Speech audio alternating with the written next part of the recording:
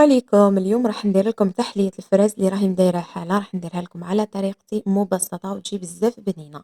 أول حاجة راح نحتاجو فيها زوز كيسان تاع ما، زوز مغارف تاع سكر، ووحدة فلو نوارة، وراح نحتاجو الفراز نغسلوه ونقطعوه مربعات.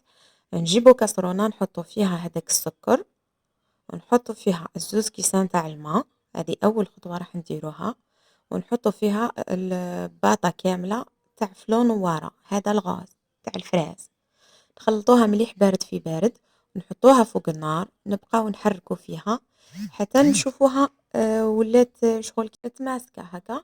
نجيبو هنا لي فيغين اللي حنحطو فيهم التحلية تاعنا، نحطو فيهم أول حاجة هداك الفراز اللي غسلناه وقسمناه، ونحطو فوقهم هذا اللي خدمناه دركا بالفلون هكا، ونخليوهم يبردو مليح حوالي ساعة، ومن بعد نروحو نخدمو الكريمة تاعنا. الكريمة تاعنا راح نحتاجو فيها هنايا درت 3 ملاعق كبار تاع سكر، ودرت 2 ملاعق كبار تاع نشا، وندير معاهم نصف لتر من الحليب،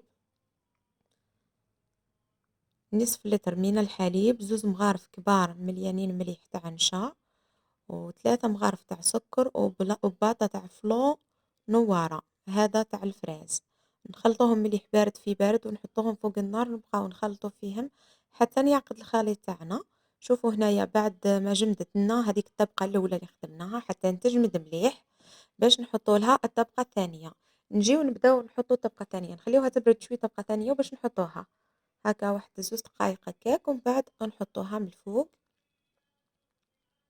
بهذا الشكل وخلاص. ومن بعد التزيين من الفوق راح يكون اختياري، انا هنا زينتها بحبة تاع فراز هكا، قسمتها ودرت لها الفراز من الفوق،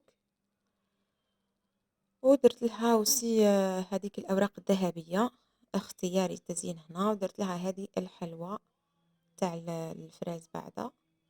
وهذا هو الشكل النهائي تاع التحلية تاعي تاع نهار اليوم، تجي بزاف بنينة. جربوها وخليوا لي تعليقاتكم، ان شاء الله تعجبكم، والسلام.